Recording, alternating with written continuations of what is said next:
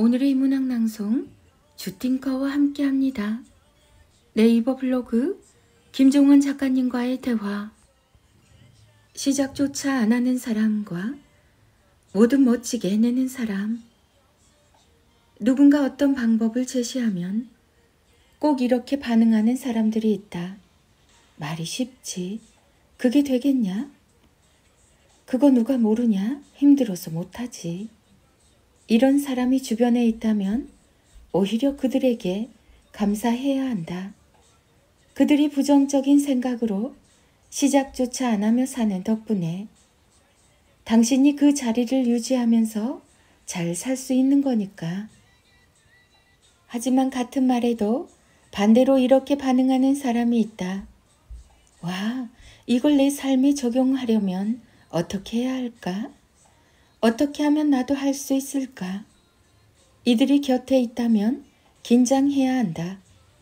이들은 어떻게든 보고 듣고 배운 걸 자신만의 방법으로 만들어서 상상 그 이상을 해내는 사람들이니까.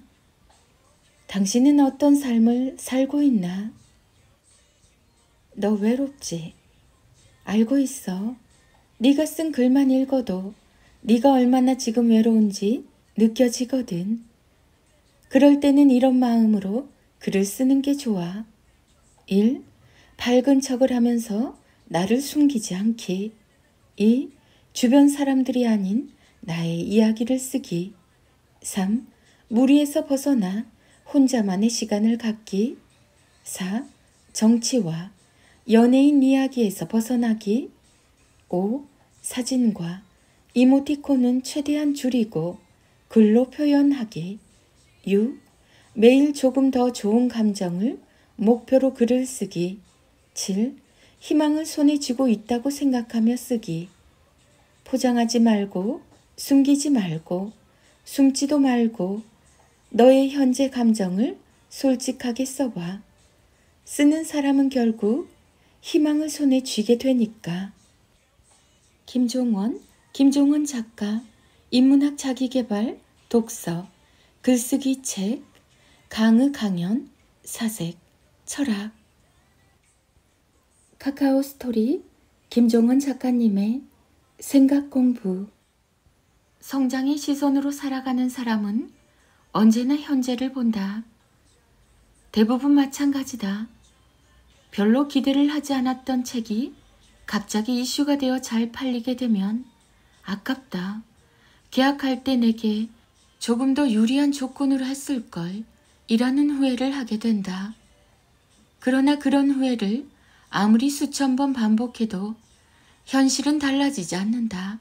오히려 그때 모든 출판사가 퇴짜를 놨지만 이 출판사에서 책을 낼 수 있게 허락해줘서 덕분에 지금 이렇게 기분 좋은 현실을 맞이할 수 있네 라며 과거에 감사하는 게 자신의 미래를 위한 현명한 선택이다.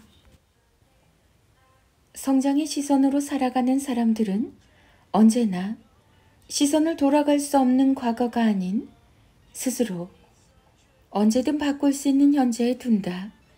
현재의 시선으로 자신을 파악하고 현재의 가치로 미래를 구상한다.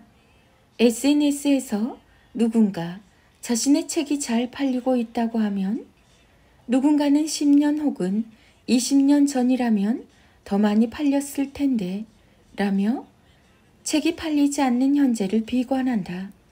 하지만 나는 그런 과거 지향적인 생각은 아예 시동도 걸지 않는다.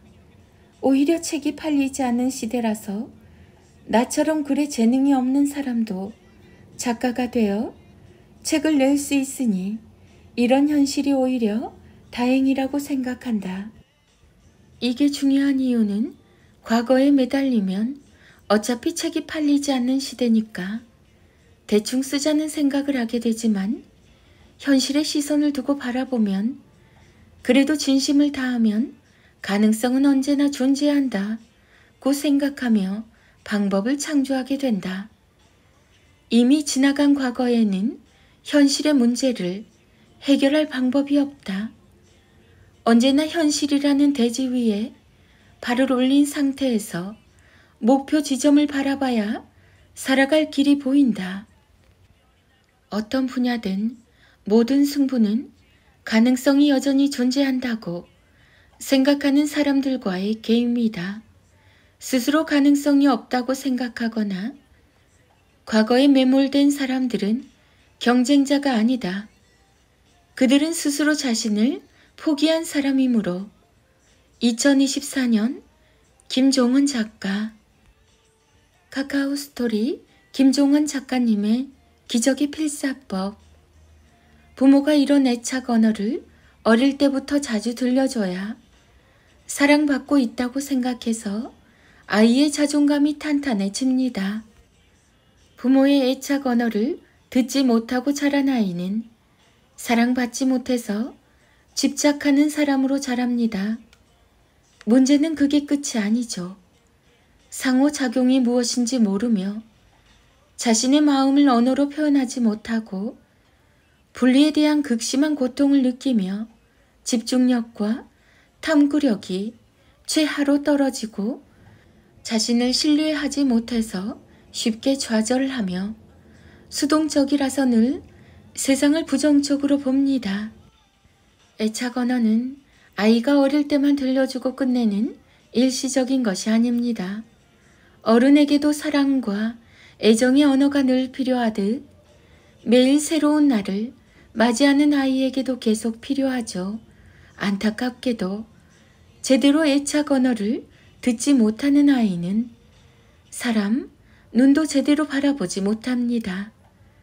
사랑과 애정을 받아본 적이 없어서 그걸 나누거나 느끼지도 못하기 때문입니다. 다음에 소개하는 12가지 애착 언어를 아이와 나누는 일상에서 습관처럼 활용해 주세요. 1. 너라서 더 사랑하는 거야. 2. 네가 있어서 내 마음은 늘 행복해. 3. 네가 웃으면 내 기분까지 좋아져. 4. 우리 늘 서로에게 좋은 것만 주면서 살자. 5. 오늘 하루도 즐거운 일 많이 만들자. 6. 네가 말할 때마다 저절로 귀를 기울이게 돼. 7. 네가 잘할 때도 못할 때도 늘 같은 마음으로 사랑해. 8. 힘든 일이 있으면 꼭 네 마음 표현해줘. 9. 엄마는 너랑 같이 있는 시간이 어느 때보다 소중해. 10. 너에게 집이 가장 따스한 곳이면 좋겠어. 11. 엄마 아빠에게 뭐든 말해줘. 늘 들을 준비가 되어 있어. 12. 널 보고 있으면 너의 내일을 기대하게 돼. 마지막으로 이걸 꼭 기억해 주세요. 사랑은 주는 것에서 끝나는 게 아닙니다. 부모가 아무리 큰 사랑을 줘도 아이가 받지 못했다면 준 게 아닌 거죠. 엄마, 나 안 사랑하잖아 라는 말을 훗날 듣고 후회하고 싶지 않다면 받는 것까지가 사랑이라는 사실을 잊지 마세요. 김종원 작가, 유아교육, 문해력, 육아맘 4세, 5세, 6세, 7세, 66일 자존감 동화책, 그림책, 나에게 들려주는 예쁜 말 20년 넘게 동네 치킨집을 멋지게 할 수 있는 이유 동네에서 참 오랫동안 활발하게 장사를 하는 집인데 동네 치킨집이라고 말할 수 있을 것 같다. 역시 뭐든 되는 이유가 있다. 물론 맛도 있지만 어디든 마찬가지겠지만 맛은 기본이지. 안 좋은 책이 없는 것처럼 아무튼 오늘은 사진으로 담았다.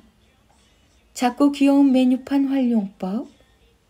안에서 쓰던 메뉴판을 이렇게 방향만 바꿔서 놔도 밖에서도 메뉴와 가격 확인이 가능하다.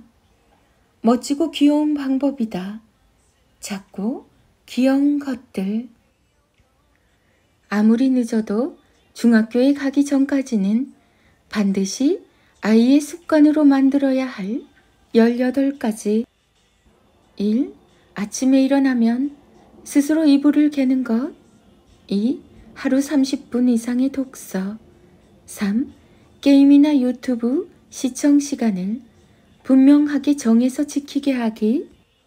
4. 릴스나 쇼츠는 아예 시청하지 않기. 5. 학교와 학원의 예습과 복습, 숙제는 스스로 알아서 하기. 6. 식사 후 양치질과 세수 및 샤워를 스스로 알아서.